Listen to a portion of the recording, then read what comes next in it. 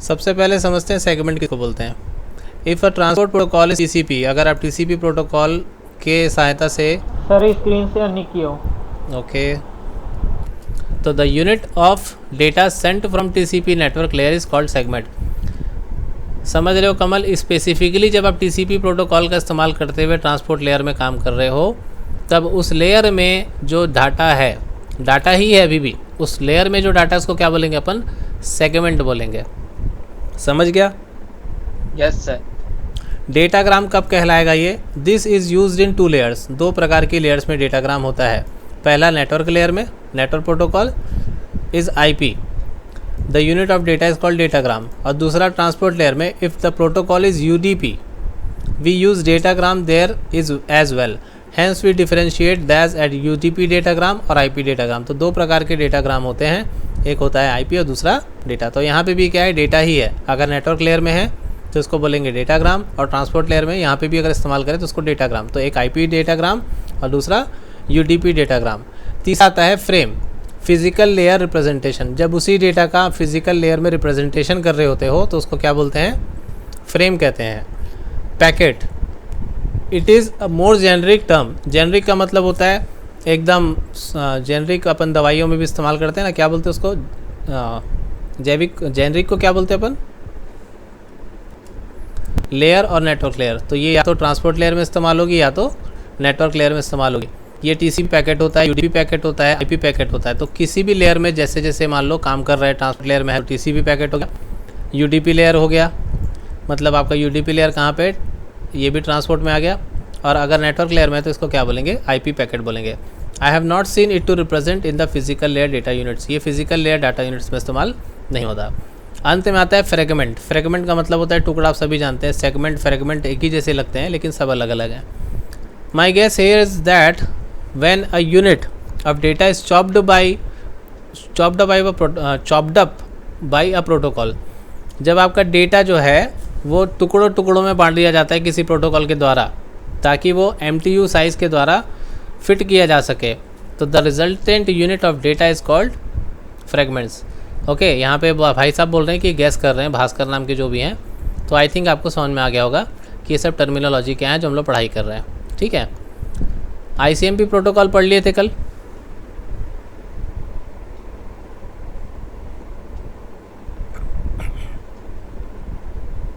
बताइए। Yes sir. So let's begin with transport layer. The transport layer is responsible for the reliability, flow control and direction of data which is being sent over the network. I think ये भी पढ़ लिए थे कल, नहीं?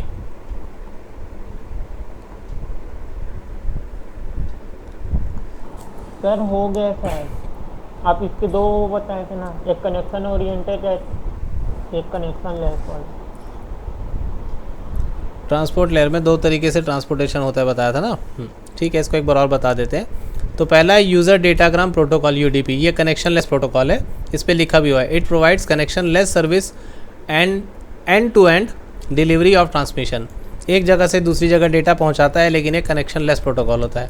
It is unreliable protocol as it discovers the errors but not specify the error. ये error को बता तो देता है, मतलब ढूंढ तो लेता है, खोज तो लेता है, लेकिन बताता नहीं है कि कौन सी एरर है। User datagram protocol discovers the error and ICMP protocol reports the error to the sender that the user datagram has been damage. मतलब इस UDP के द्वारा एरर को डिस्कवर किया जाता है, जिसे ICMP प्रोटोकॉल जब इसके पहले पढ़े थे वो रिपोर्ट करता है यूज़र को कि इसके द्वारा क्या है, आपका मैसेज जो है वो डैमेज हो चुका है, सही तरीके से नहीं पहुंचा। UDP consist of this: source port address, destination port address, total length और चेकसम। सोर्स पोर्ट एड्रेस मतलब the source port address is the address of the application program that has created the message. जहाँ से आपका message create हुआ है उस जगह को अपन बोलते हैं सोर्स पोर्ट एड्रेस। डेस्टिनेशन मतलब जहाँ पे वो जाएगा उसको अपन बोलेंगे destination port address. Application program that receive the message. अगर आप कोई एप्लीकेशन प्रोग्राम का इस्तेमाल कर रहे हैं जहाँ पे मैसेज आप रिसीव कर रहे हैं, तो वो अगर आपका डेस्टिनेशन है तो उसे हम बोलेंगे destination port address. Total length मतलब इसमें टोटल नंबर ऑफ बाइट्स कितनी इस्तेमाल हो रही है, जो कि आपके डेटाग्राम की साइज़ के आधा, मतलब डाटाग्राम के साइज़ पे डिपेंड करेगा, उसको अपन बोलेंगे टोटल लेंथ। लास्ट में आता है चेकसम। चेकसम यहाँ पे एक इम्पॉर्टेंट टॉपिक है। चेकसम का मतलब क्या होता है, आपने अगर 4 बाइट डाटा भेजा तो सबसे आसान तरीका ये होता है चेक करने का कि मैं ये चेक करूँ कि आपने कितना बाइट डेटा भेजा है। तो अगर मेरे पास में 4 बाइट आ रहा है तो इसका मतलब ये है चेकसम इसी के द्वारा किया जाता है। लेकिन इसमें क्या है, checksum is 16 bit field use in error detection. इसमें 16 बिट फील्ड इस्तेमाल की जाती है ताकि एरर को डिटेक्ट किया जा सके। 16 बिट मतलब 16 प्रकार की बाइनरी डिजिट्स होंगी। जो 16 बिट का सबसे बड़ा नंबर होगा उतने बिट्स पे ये एरर डिटेक्शन कर सकता है। एरर डिटेक्शन का मतलब 16 बिट्स इधर 16 बिट्स इधर, दोनों को मिला के देखेगा बराबर हैं कि नहीं। अगर थोड़ा सा भी डिफरेंस आ रहा है तो क्या बताएगा, चेकसम एरर देगा। समझ में आया topic checksum? Yes, sir. Yes sir. Now the last point is UDP does not specify which packet is lost. इसमें कभी पता नहीं चलता कि कौन सा पैकेट लॉस्ट हो गया। यूडीपी कंटेन्स ओनली चेकसम, इसमें सिर्फ चेकसम रहता है। It does not contain any ID of a data segment. मतलब आप जब आपका डेटा जब ट्रेवल करता है तो उसमें यूडीपी प्रोटोकॉल को कुछ भी पता नहीं रहता कि क्या जा रहा है क्या नहीं जा रहा है। तो ये इसका जो है डायग्राम दिया हुआ है, वेरिएबल 8 बाइट्स हेडर और ये आपका डेटा। तो ये इसी से आपका चेकसम पता चलेगा। हेडर का फॉर्मेट इतना दिया हुआ है, source port address, destination port address, total length और चेकसम। ठीक है, अब आता है टीसीपी। टीसीपी में क्या क्या होता है, ये फुल्ली कनेक्शन ओरिएंटेड प्रोटोकॉल है। It provides a full transport layer services to the application. It creates a virtual circuit between the sender and the receivers. Sender और रिसीवर के बीच में वर्चुअल सर्किट क्रिएट करना। And it is active for the duration of the transmission. जब तक transmission चल रहा होता है तब तक इसका कनेक्शन चलते रहता है टीसीपी का। TCP is a reliable protocol as it detects the error and retransmits the damaged frames. ये एक ऐसा ऑनलाइन टाइप का प्रोटोकॉल है जो डाटा को कंटिन्यूसली क्या करते रहता है, भेजते ही रहता है, भेजते रहता है। इससे मतलब कोई एरर आने की कोई गुंजाइश नहीं रहती। मतलब जैसे आप अभी मेरे को बताते हो कि सर आवाज़ नहीं आ रही है समथिंग समथिंग, तो इसका मतलब ये नहीं होता है कि मेरे पास मैसेज आ जाएगा कि आवाज़ नहीं जा रही है। ये क्या करते रहता है, कोशिश करते रहता है। इवन थोड़ा बहुत लॉस भी हो रहा है तो भी ये क्या करते रहेगा, कोशिश करते ही रहता है। Therefore it ensures all the segments must be received and acknowledge before the transmission. तो ट्रांसमिशन होने के पहले ही एक्नॉलेज कर लेता है कि क्या क्या चीज़ जाना है, क्या क्या चीज़ें भेजना है। Is considered to be completed and virtual circuit is discarded. जैसे ही काम खत्म हो जाता है तो ये वर्चुअल सर्किट जिसको बनाया था इसने उसको डिस्कार्ड कर देता है, मतलब ख़त्म कर देता है। एट द सेंडिंग एंड, मतलब जहाँ से आप भेज रहे होते हैं, TCP divides the whole message into small units known as segment. यहाँ पे सेगमेंट की डेफिनेशन फिर से आ गई कमल, कि जो सेंडिंग एंड होता है जहाँ से डाटा शुरुआत होती है उस जगह को अपन क्या बोलते हैं, वहाँ से जो मैसेज गया उसको अपन बोलते हैं segment. And each segment contains a sequence number which is required for recording the frames to form an original message.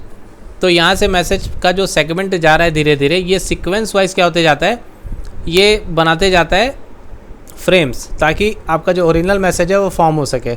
समझ में आया?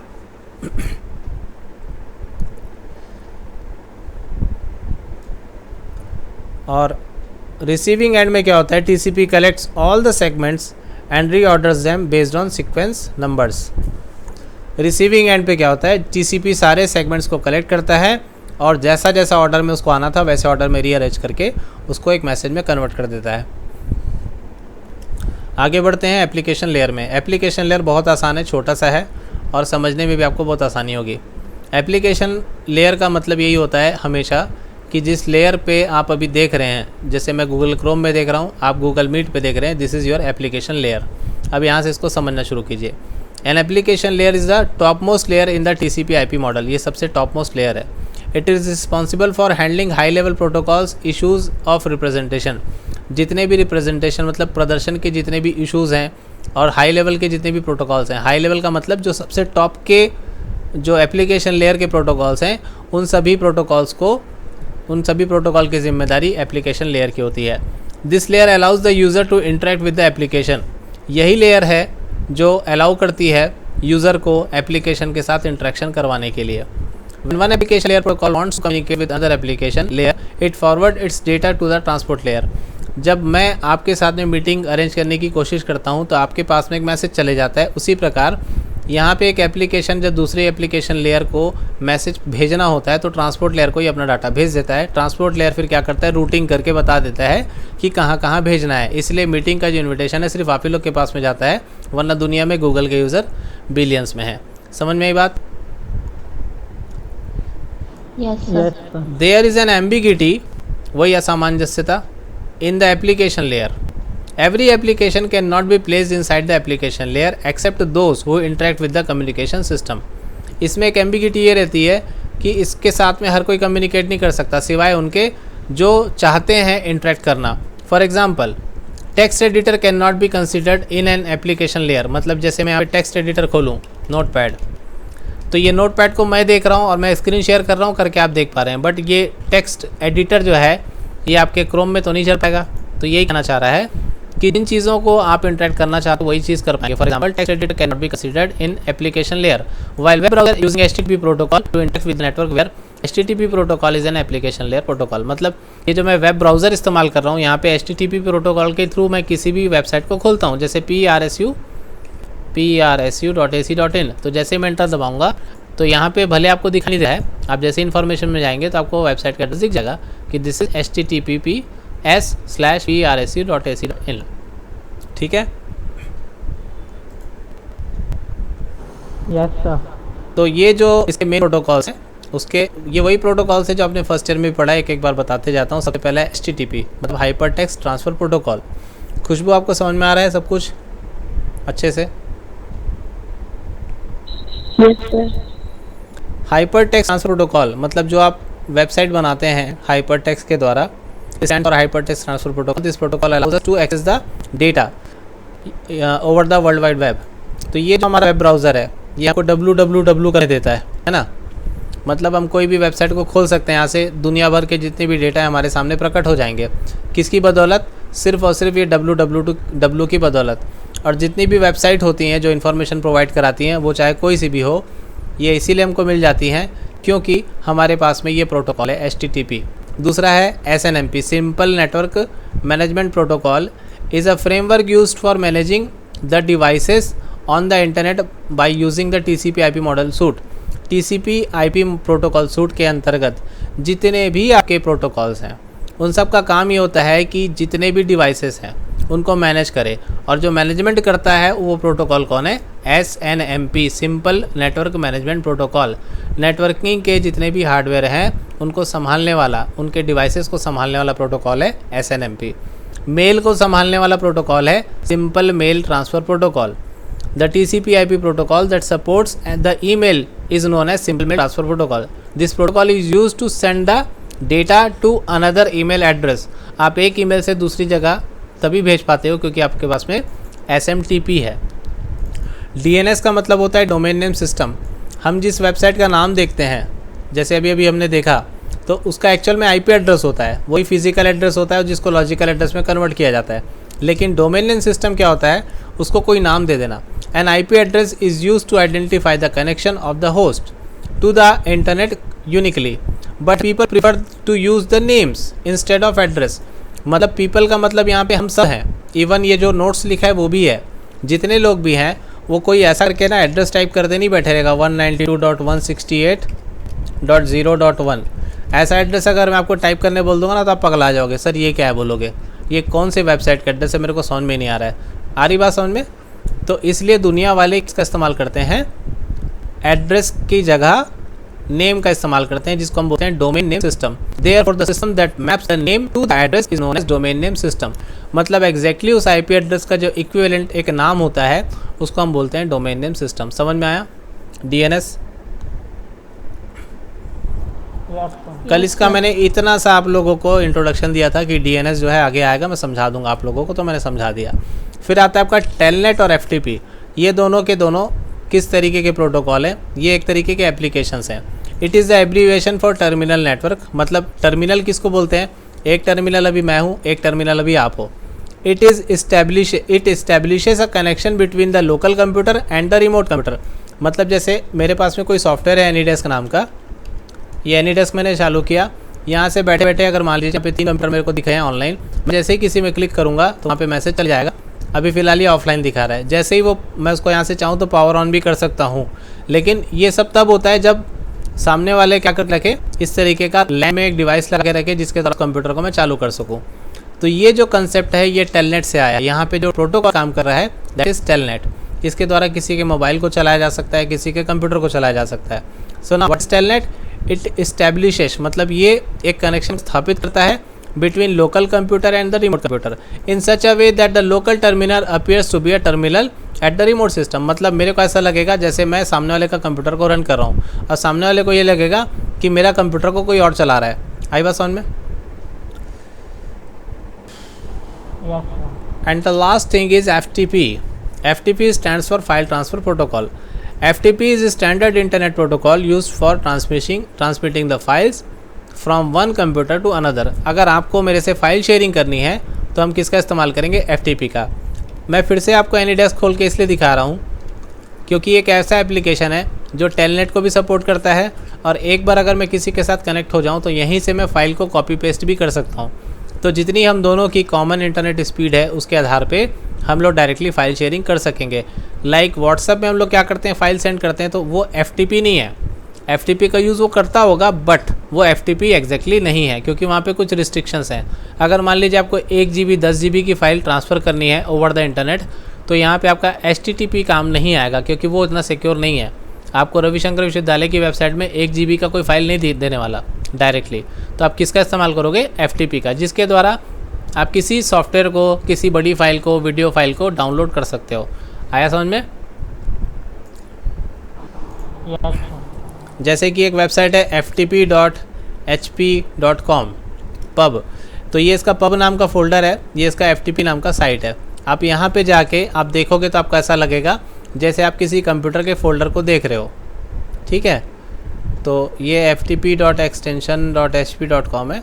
यहाँ से आप किसी भी चीज़ को डाउनलोड करना चाहते हो तो ये इस तरीके से दिखा रहा है अपने को कि आप कहीं से भी किसी भी लिंक से जाके किसी का भी ड्राइवर को डाउनलोड कर सकते हो। तो इसके बारे में चर्चा बाद में होगी फिर कभी। फ़िलहाल इसको बंद करके नेक्स्ट पेज में जाते हैं जहाँ पे शायद और भी कुछ लेयर बचा। क्या नहीं, ख़त्म हो गया आई थिंक। तो यहाँ ख़त्म होता है आपका क्या, TCP IP और OSI लेयर। OSI लेयर को भी एक बार बता दूं आप लोगों को क्योंकि वो भी आपको पढ़ना ही है, क्योंकि आप लोग देख सकते हैं यहाँ पे सेकंड यूनिट में पढ़ने के बाद आपको क्या क्या पढ़ लेना चाहिए, TCP IP versus OSI models. OSI model में आपका यही आएगा। फिर अपना लास्ट टॉपिक बचेगा वायर्ड एंड वायरलेस कनेक्टिविटी। तो एक बार ब्रीफ इंट्रोडक्शन मैं आपको दे देता हूँ, 10 नंबर 15 नंबर के लायक लिखने का बता देता हूँ कि what is OSI model. Ready for this बच्चा party? Yes, sir. Yes sir. Yes sir. तो वही जावा पॉइंट से ही पढ़ते हैं इसको भी अपन। जावा पॉइंट बहुत अच्छा नोट्स दिया था, अगेन यहीं से जाके पढ़ते हैं जहाँ से हम लोग पढ़ रहे थे, वैसा ही नोट्स लिखा हुआ मिल गया अपने को। तो OSI stands for open system interconnection, is a reference model. ये सिर्फ एक रेफरेंस मॉडल है, संदर्भ वाला मॉडल है जिसके थ्रू हम लोग किसी नए मॉडल को जब भी इस्टेब्लिश करते हैं। जैसे IoT आया तो IoT ने भी अपना अपना लेयर बना लिया नेटवर्किंग का, वो भी नेटवर्क पे बेसिस एक मॉडल था। तो अगर आपके पास में भी, आपके दिमाग में भी आने वाले टाइम में आप साइंटिस्ट बन जाते हो, कुछ ऐसा नया आपको मॉडल बनाने का मन करता है नेटवर्किंग का, तो आपको OSI से ही कुछ भी लेना है क्योंकि OSI एक कंप्लीट मॉडल है नेटवर्किंग के लिए। That describes how information from software application in one computer moves through a physical medium to the software application in other computer। यहाँ पे जो टर्म यूज़ किया है वो सॉफ्टवेयर यूज़ किया है, कोई वेब एप्लीकेशन या वेब ब्राउज़र नहीं किया है, ना ही एप्लीकेशन लेयर बोला है। यहाँ पे बताना ही चाह रहा है कि एक सॉफ्टवेयर एप्लीकेशन से कंप्यूटर के द्वारा फिज़िकल माध्यम से होकर दूसरे सॉफ्टवेयर एप्लीकेशन पे जो इन्फॉर्मेशन है वो कैसे जाती है, इस चीज़ को डिस्क्राइब करने के लिए OSI को बनाया गया है। OSI कंसिस्ट ऑफ 7 लेयर्स, इसमें कुल 7 लेयर हैं। प्रत्येक लेयर जो है वह एक नेटवर्क फंक्शन को परफॉर्म करती है। ये लेयर्स के नाम हैं: application, presentation, session, transport, network, data link, physical. इसमें सिर्फ सेशन आपके लिए बचा होगा मे बी, बाकी सारे लेयर्स को अभी हम लोग जस्ट पढ़ के आ रहे हैं TCP IP में। OSI model was developed by the ISO। ये दूसरा ISO है ना, एक ISO दूसरा होता है, ये भी एक ISO है। ये इंटरनेशनल ऑर्गेनाइजेशन फॉर स्टैंडर्डाइजेशन इन 1984, इसको ISO ने बनाया था। और ये ISO सर्टिफाइड वाला सुने होगे ना आप लोगों ने कई जगह, ये वही वाला ISO है। तो ये ISO का OSI इंटरफेस है, भूलना मत। समझ में आया? And it is now considered as architectural model for the inter computer communications. मतलब इंटर कंप्यूटर मतलब जो अंतर कंप्यूटर जिसको बोलेंगे अपन, उसके लिए कम्युनिकेशंस के लिए जो आर्किटेक्चरल मॉडल बनते हैं वैसा इसको माना जाता है, उसके लिए बहुत बड़ा मानक है ये। OSI model divides the whole task into 7 smaller and manageable task which layer is assigned particular task, जिसमें विच नहीं है यहाँ पे, ईच है, जिसमें प्रत्येक लेयर का एक पर्टिकुलर टास्क होता है। 7 इसके लेयर हैं, पहले भी इस बात को बता चुका है। Each layer is self content, प्रत्येक लेयर जो है वो खुद में ही कंटेंट होती है। So that task assign to each layer can be performed independently, मतलब जिस लेयर के पास में जो भी काम आएगा वो स्पेसिफिक आएगा और प्रत्येक लेयर जो है वो कैपेबल होगी एक कार्य को पूरा करने में। मतलब एप्लीकेशन लेयर ये नहीं बोलेगी कि प्रेजेंटेशन तू कर दे, बस ये क्या करेगी, प्रेजेंटेशन लेयर से डाटा को लेगी और अपना काम में जुड़ जाएगी। समझ में आ गई बात OSI मॉडल के बारे में? Yes sir. तो बहुत आसान है। जितने भी मॉडल बनते हैं वो इसी से बनते हैं। हाँ, इसी को देख के बनते हैं। जैसे आपको एक बाइक बनाना है तो बाइक का फिजिक्स आपको समझना पड़ेगा कि बाइक कैसे बनाया जाता है, उसका मैकेनिक्स को समझना पड़ेगा, है ना। वैसे ही अगर आपको नेटवर्किंग मॉडल बनाना है, कोई भी कंप्यूटर में डाटा ट्रांसफ़र का कोई भी मॉडल अगर आपको नया, जिसमें आपको लगता है कि सिर्फ एप्लीकेशन और फिजिकल लेयर से ही काम हो जा रहा है, ट्रांसपोर्ट लेयर की ज़रूरत ही नहीं है, तो आप एक नया मॉडल बनाओगे जिसमें केवल 2 ही लेयर होंगे। ठीक है ना, मैं एक एग्जांपल देके बता रहा हूँ सिर्फ। हो सकता है फिर आप बाद में बोलो कि नहीं एप्लीकेशन में मेरे को प्रेजेंटेशन की भी ज़रूरत पड़ रही है, नहीं सेशन की भी ज़रूरत पड़ रही है, लेकिन मेरा जो मॉडल्स में 3 लेयर होंगे, जिसमें पहले लेयर में उसको दिखा दूंगा और इसको दूसरे में बता दूंगा। अब यहाँ पे बड़े बड़े अक्षरों में लिखा हुआ है होस्टिंग के लिए ये शुरू की 4 लेयर क्या होती है, रिस्पॉन्सिबल होते हैं। जैसे वेबसाइट होस्टिंग आप एग्जांपल ले लो, तो यहाँ पे वेबसाइट होस्टिंग में क्या क्या मिलता है अपने को, एप्लीकेशन मिलता है, प्रेजेंटेशन मिलता है, सेशन मिलता है, ट्रांसपोर्ट मिलता है। और रिस्पॉन्सिबिलिटी ऑफ द नेटवर्क, मतलब ये नेटवर्क लेयर, डेटा लेयर और फिजिकल लेयर किसकी रिस्पॉन्सिबल होती है, नेटवर्किंग के लिए। तो जो हमने अभी लास्ट में पढ़ा था TCP/IP में, उसमें network layer is consist of network, data layer, physical, याद है आपको कि भूल गए? यस सर, याद है। तो इसको बढ़िया से आप लोग पढ़ सकते हो इत्मीनान से, कोई बड़ी बात नहीं है। मैं इसके फंक्शंस जो हैं वो यहाँ से दिखा देता हूँ। एप्लीकेशन लेयर का काम होता है this layer provide the services to the user, services provide करना। प्रेजेंटेशन का काम होता है ट्रांसलेशन, कंप्रेशन एंड इनक्रिप्शन। क्या क्या? ट्रांसलेशन, मतलब जैसे कंपाइलर, इंटरप्रेटर और असेंबलर का काम होता है ना, वैसे इसका भी काम ट्रांसलेशन होता है।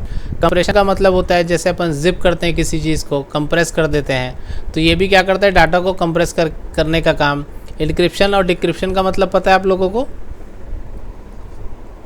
Yes sir. डेटा जब ट्रेवल होता है तो अपने ओरिजिनल फॉर्म में नहीं होता, वो कन्वर्ट होके जाता है। तो जो कन्वर्टेड फॉर्म होता है उसको अपन सिफर टेक्स्ट बोलते हैं, और उस सिफर टेक्स्ट में बदलना, किसी नॉर्मल टेक्स्ट को सिफर टेक्स्ट में बदलना ही इनक्रिप्शन कहलाता है, और किसी सिफर टेक्स्ट को वापस नॉर्मल टेक्स्ट में बदलना डिक्रिप्शन कहलाता है। सेशन लेयर का काम होता है सेशन को मेंटेन करना, मतलब जब एक सेशन चल रहा होता है, जैसे अभी एक सेशन चल रहा है हम लोगों का मीटिंग का, तो इसको मेंटेन करके रखना सेशन लेयर का काम होता है। It is used to establish, manage and terminate the session. तो इसी के द्वारा आप कनेक्शन को एस्टैब्लिश करते हो, मैनेज करते हो, टर्मिनेट कर सकते हो। ट्रांसपोर्ट लेयर का काम होता है reliable message delivery from process to process, एक प्रोसेस से दूसरे प्रोसेस के बीच में डिलीवरी कराना इसका मेन काम होता है। Network layer is responsible for moving the packets from source to the destination, एक सोर्स से डेस्टिनेशन पे पैकेट्स को पहुंचाने का काम जिम्मेदारी इसकी है, नेटवर्क की है। फिर आता है data link layer, it is use for error free transfer of data frames, मतलब एरर डिटेक्शन और एरर करेक्शन का काम कहाँ पे होता है। अगर कोई सवाल पूछे आपसे तो आपका जवाब होना चाहिए डेटा लिंक लेयर में, या तो आप बोल सकते हैं नेटवर्क लेयर में, क्योंकि network layer is consist of network, data link and physical. समझ गए? इस टाइप के प्रश्न UGC नेट में भी आ जाते हैं। ओके, लास्ट में आता है physical, it provides a physical medium through which bits are transmitted, मतलब जैसे आपका कोएक्सियल केबल है, नेटवर्क केबल है, वगैरह वगैरह, जितनी भी केबल्स हो गए नेटवर्किंग के हार्डवेयर में, राउटर हो गया वगैरह वगैरह, सॉरी जितने भी आपके हार्डवेयर आते हैं, नेटवर्किंग डिवाइस, मॉडेम वगैरह, ये सारी चीज़ों के लिए क्या कराता है, मीडियम प्रोवाइड करता है, फिजिकल मीडियम प्रोवाइड कराता है, जहाँ पे बिट का ट्रांसमिशन होता है। तो OSI मॉडल में बस इतना ही, इससे ज़्यादा नथिंग। ओके, ठीक है, आगे बढ़ते हैं। अगली क्लास में इसको शुरू करेंगे, अगर ख़त्म हो जाता है तो बहुत अच्छी बात है। आज की क्लास में केवल इतना ही। तो अब आपको use of sensors, actuators and controllers in the IoT process flow, ये हम लोग इसके पहले वाले टॉपिक में सीखे थे।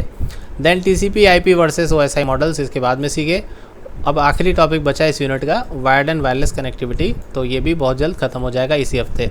फिर आपका मेन चैप्टर आएगा sensor, actuators and micro controllers, detail में हम पढ़ेंगे। फिर आएगा आपका बिल्डिंग IoT एप्लीकेशन, जो सबसे लंबा चलने वाला है। इसके पहले तक मैं आप सभी को सजेशन दूंगा कि पहले मैं लेक्चर ख़त्म कर लेता हूँ, फिर आप लोगों को सेपरेटली बताता हूँ, ठीक है।